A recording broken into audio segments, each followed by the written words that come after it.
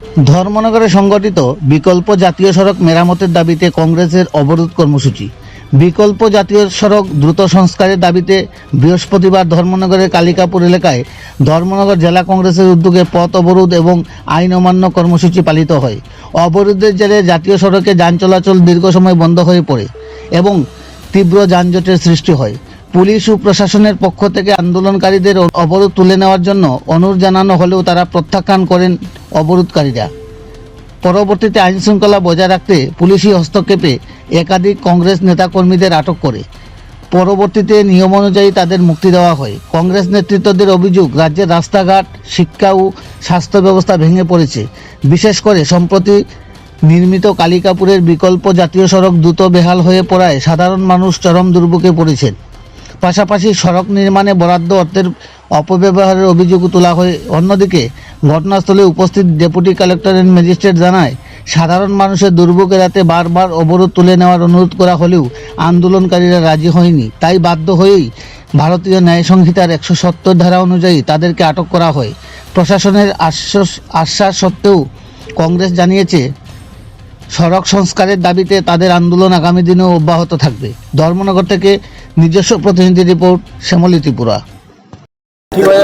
প্রদেশ কংগ্রেস কমিটির কর্মসূচির অঙ্গ হিসাবে আজকে ধর্মনগর জেলা কংগ্রেস কমিটির নির্দেশে এবং যুবরাজনগর ব্লক কংগ্রেসের ব্যবস্থাপনায় আমরা আসাম আগরতলা বিকল্প জাতীয় সড়ক 108 নং বিকল্প জাতীয় সড়ক অবরোধে বসেছি।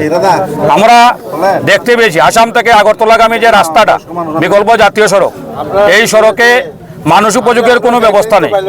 গত পরশুদিন রাজ্যের মন্ত্রী টিঙ্কু রায় মহাশয় এই রাস্তাটিকে যাওয়ার সময় আটকে গিয়েছিলেন। ওনার সিকিউরিটিরা গাড়ি ধাক্কা দিয়ে তুলছিল, উনি নির্লজ্জের মতো গাড়িতে বসে রয়েছিলেন। আমরা ধিক্কার জানাই যারা ওনাকে সিকিউরিটি দেয়, ওনারা গাড়ি ধাক্কা দিচ্ছে, উনি রাজ্যের মন্ত্রী হয়ে ওনাদের কারণে রাস্তা যে মরণফাঁদে পরিণত হয়েছে, উনি গাড়িতে বসে রয়েছেন। একই অবস্থা ধর্মনগরের প্রত্যেকটি রাস্তার বেহাল দশা। কোনো রাস্তা দিকে মানুষ যাওয়ার কোনো ব্যবস্থা নেই, অথচ প্রশাসন শীত ঘুমে রয়েছে। আর রাজ্যের তথাকথিত সুশাসনের নায়ক মুখ্যমন্ত্রী মানিক সাহা দাবি করছেন বিরোধীরা উন্নয়ন দেখতে চায় না।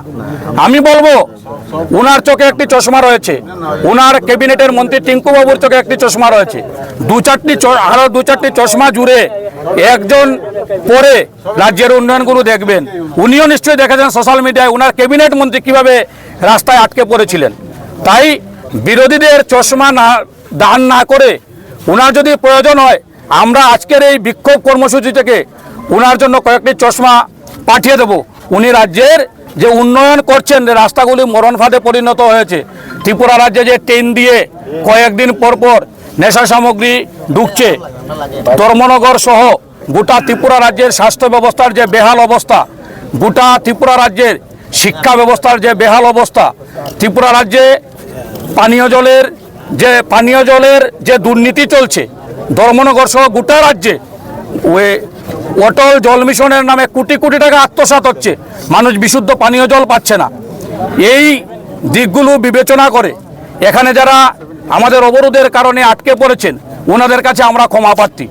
আমরা বারবার বলছি, আমাদের এই 2 ঘন্টা অবরোধে হয়তো ওনাদের কষ্ট হচ্ছে, কিন্তু এই 2 ঘন্টা অবরোধের ফলে যদি দুর্নীতিগ্রস্ত মানিক সাহা এবং টিঙ্কু বাবুদের শীত ঘুম উড়ে যায় এবং রাস্তার সংস্কার হয়, মানুষ যদি সঠিকভাবে চলাফেরা করতে পারে, রাজ্যের শিক্ষা ব্যবস্থা, স্বাস্থ্য ব্যবস্থা, রাস্তাঘাটের উন্নতি, ছাত্রছাত্রীদের পঠন পাঠন যদি সুনিশ্চিত হয়, তাহলে এই 2 ঘন্টার কষ্ট সফল হবে। তাই আজকের আন্দোলন থেকে আমি পুনরায় এখানে যে যাত্রীরা আটকে পড়েছেন, ওনাদের কাছে পুনরায় আমরা ক্ষমা প্রার্থী।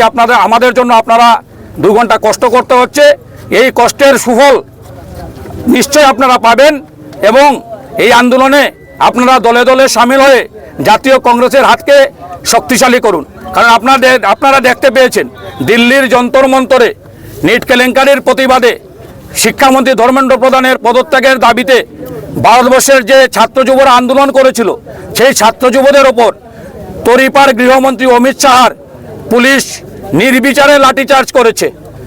শত শত ছাত্ররা হাসপাতালে ভর্তি রয়েছে। সেই ছাত্র পেটাইয়ের বিরুদ্ধে যখন ভারতবর্ষের বিরোধী দলনেতা, যুবদের আইকন যুবনেতা রাহুল গান্ধী প্রধানমন্ত্রীর বাসভবন ঘেরাও করেছিলেন। একই কায়দায় দিল্লির স্বৈরাচারী পুলিশ বাহিনী, তরিপার গৃহমন্ত্রীর পুলিশ রাহুল গান্ধীকে শারীরিকভাবে আক্রমণ করে টেনে হিচড়ে গ্রেফতার করে। আমরা আজকের এই আন্দোলন থেকে ত্রিপুরার মুখ্যমন্ত্রী, ভারতবর্ষের প্রধানমন্ত্রী এবং ভারতবর্ষের তরিপার গৃহমন্ত্রীকে বার্তা দেব যে পুলিশ দেখিয়ে, বিজেপির গুন্ডা দিয়ে, আরএসএসের গুন্ডা দিয়ে রাহুল গান্ধীকে গ্রেপ্তার করে, মল্লিকার্জুন খড়গেকে গ্রেপ্তার করে, আশিস শাহ, সুদীপ রায় বর্মন, বিরোজিৎ সিনহাকে গ্রেপ্তার করে কংগ্রেসের আন্দোলনকে দমানো যাবে না। জাতীয় কংগ্রেস জনস্বার্থে আন্দোলন করছে এবং এই আন্দোলন আগামী দিনে বৃহত্তর রূপ ধারণ করবে। যদি অতি সত্বর এই জাতীয় সড়কের সংস্কার না হয়, ধর্মনগরের জেলা হাসপাতালে পরিণত না হয়, যদি ধর্মনগরের রাস্তাঘাটের উন্নতি না হয়, ধর্মনগরের বন্ধ প্রাথমিক বিদ্যালয়গুলি খুলিয়ে দেওয়া না হয়, ধর্মনগরের প্রতিটি বিদ্যালয়ে যদি শিক্ষক নিয়োগ না হয়, তাহলে জাতীয় কংগ্রেস মাঠে আন্দোলন চালিয়ে যাবে। ধন্যবাদ।